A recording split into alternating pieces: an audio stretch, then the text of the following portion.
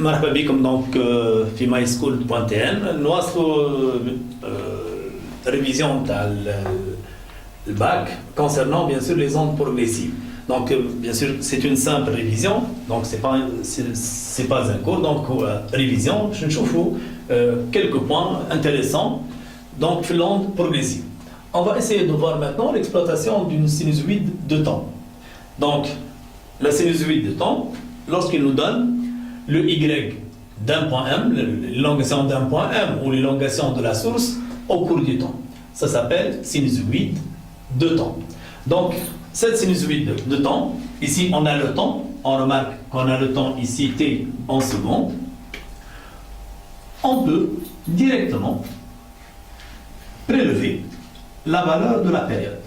Donc, je peux déterminer la valeur de la période. Tout dépend bien sûr des valeurs indiquées sur le graphe. Donc, je peux avoir t en secondes à partir du graphe.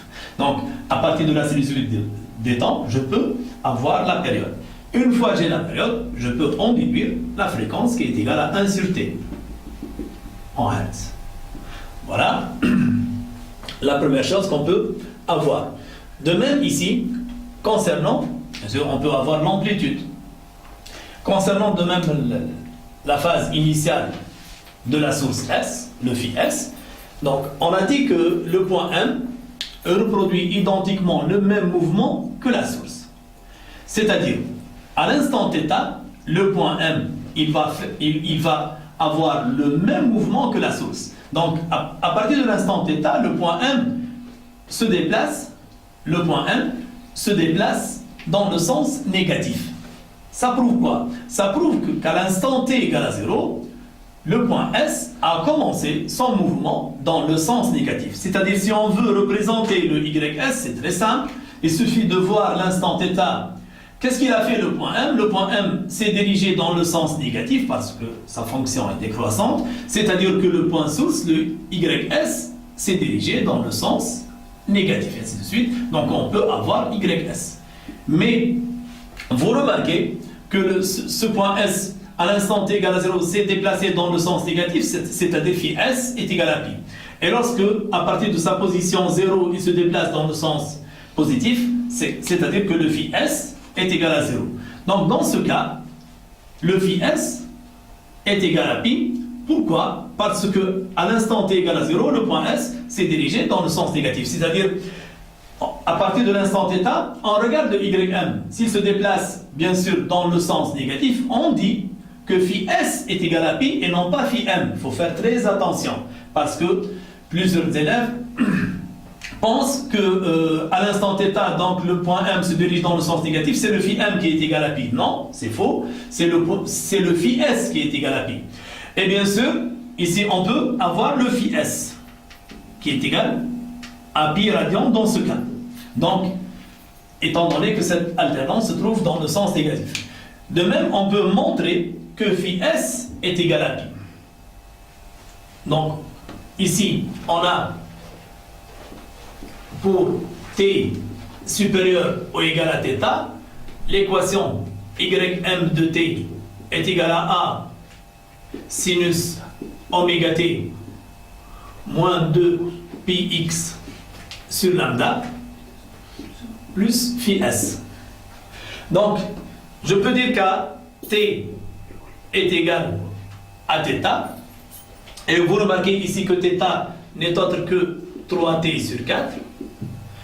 Donc, ym de θ plus t sur 4 est égal à moins 1. Donc, dans ce cas, on remarque qu'à cet instant, c'est égal à moins 1.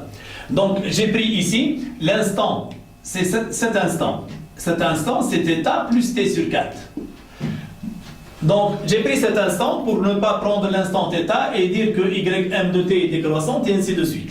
Donc, ici, on va avoir le a sinus oméga θ plus t sur 4 moins 2 pi. Et ici, c'est le xm. Mais le xm n'est autre que v fois θ. Et θ, c'est quoi? θ, c'est 3t sur 4. Donc, on trouve 3tv mais le TV n'est autre que lambda.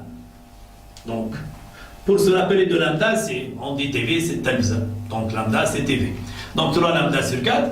Donc, on trouve, à partir de cette équation, que A sinus oméga t, oméga n'est autre que 2pi sur t. On a dit qu'à l'instant, à quel instant? L'instant θ plus t sur 4. Donc, ici, θ plus t sur 4, moins 2pi sur lambda, mais x à quoi égal? Égal 3 lambda sur 4. Plus phi s,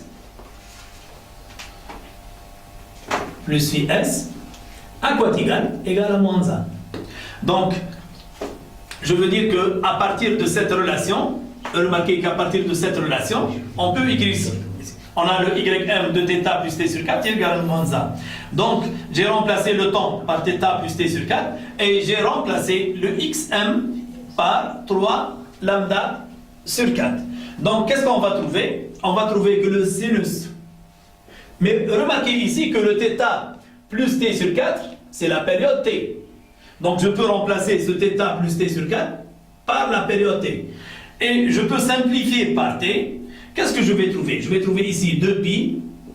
Et ici, on aura simplification par lambda. Ça sera 6pi sur 4 ou moins 3 pi sur 2. Plus phi s égale à moins 1. Mais moins 3, donc on a ici le 2pi qu'on peut enlever. On a le moins 3 pi sur 2, c'est le pi sur 2. Donc on aura ainsi le sinus pi sur 2 plus phi s égale à moins pi sur 2, est égal à moins 1. Est égal à moins 1. Donc dans ce cas, le pi sur 2 plus phi s est égal à 3 pi sur 2.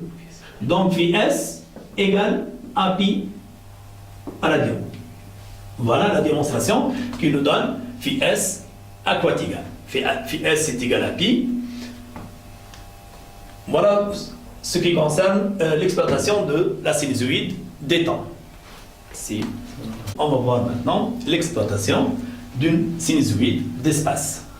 Donc une sinusoïde d'espace, on a besoin tout d'abord d'établir l'expression de l'élongation d'un point M au cours du temps. On vient de dire que pour un point M du milieu, lorsque t est compris entre θ, le retard temporel, est 0, le ym de t est égal à 0. Et lorsque t est supérieur ou égal à θ, d'après le principe de propagation, ym de t est égal à ys de t moins θ.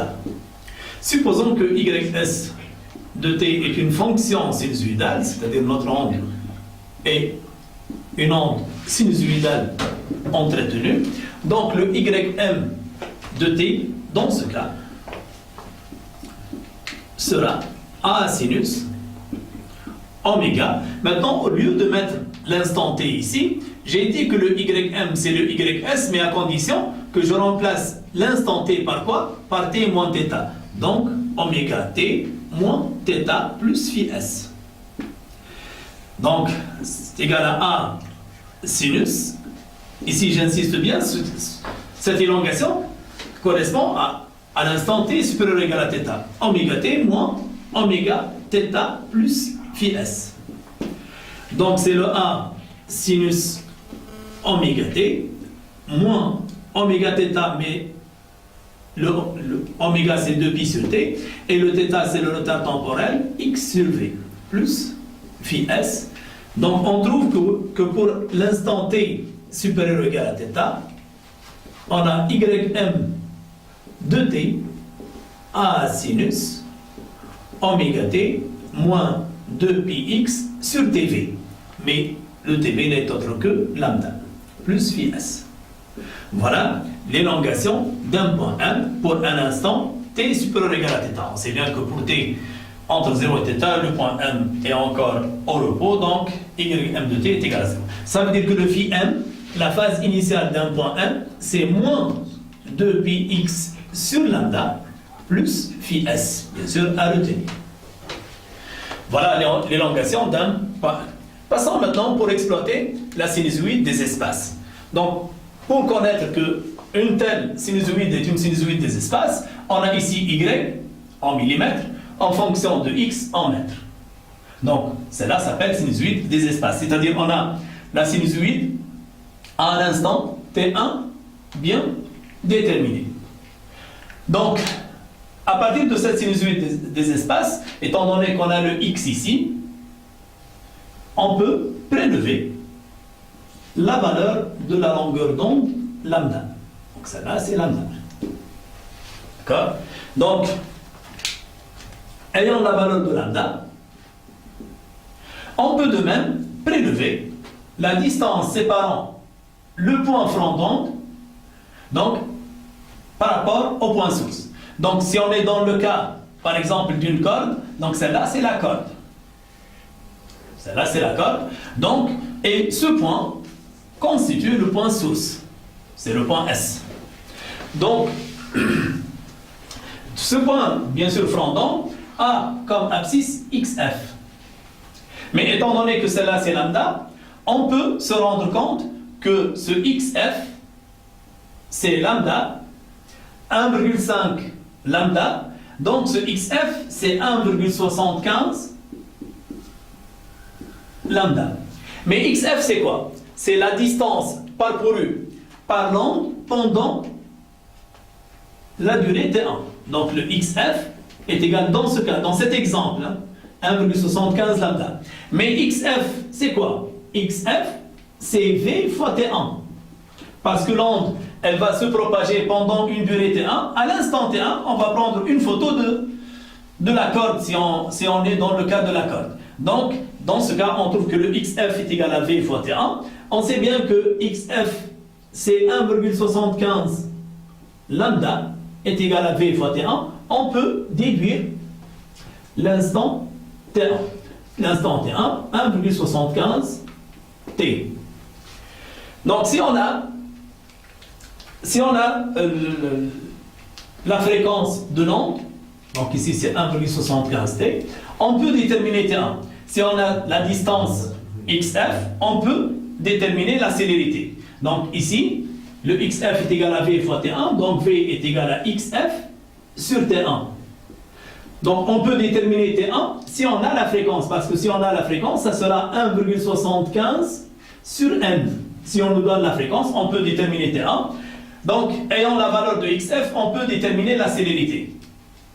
Donc, bien sûr, de même, on peut déterminer l'amplitude. Et on peut de même déterminer la phase initiale de la source. On sait que cet ébranlement a pris départ à partir de la source à l'instant 0. À l'instant 0, donc, la source a commencé à se déplacer dans le sens négatif. Voilà l'ébranlement qui correspond à l'instant, au début de la propagation de l'onde. Et on peut de même déterminer, bien sûr, cette phase initiale, en disant qu'à l'instant T1, le Y de la source est égal à A. A, c'est l'amplitude de la vibration. Donc, on peut déterminer mathématiquement cette phase initiale. En disant dans ce cas, AT égale à T1, on a Y S à l'instant T1 égale à A. Ça veut dire que A sinus oméga T1 plus phi S égale à A. Donc, sinus 2pi sur T. Dans ce cas, on vient de montrer que T1 est égal à 1,75 T. Plus phi S égale à 1. Donc, en simplifiant par T, on trouve sinus 1,75 fois 2, donc c'est 3,5 pi, plus phi S égale à 1. Donc, comme vous le savez, pour les fonctions sinus et les fonctions cosinus, on peut ajouter le 2kpi. Donc, je peux ajouter ici moins 4pi. Donc, sinus 3,5 pi moins 4pi, ça sera moins pi sur 2. Plus phi S égale à 1. Donc, moins pi sur 2 plus phi S égale à pi sur 2, et ainsi je trouve phi s est égal à pi à radian. Donc, on remarque ici que cet ébranlement se trouve dans la partie négative, donc on est sûr que phi s va avoir la valeur pi. Donc, une autre remarque avant de terminer, si on a la sinusoïde des espaces, y en fonction de x, par exemple, à cette allure, et à l'instant t1, au lieu de prendre le point source, c'est mieux de prendre le point d'abscisse lambda sur 4.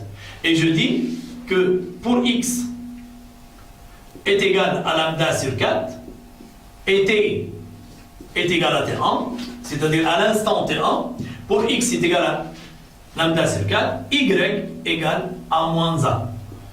Donc, je m'intéresse à ce point, c'est-à-dire a sinus oméga t1 moins 2 pi sur lambda fois lambda sur 4 plus phi s égale à moins 1. Et ainsi, je peux déterminer de même dans ce cas que le phi s égale à pi radian. Merci, bon travail et bonne chance. 9 minutes. 9 ou 10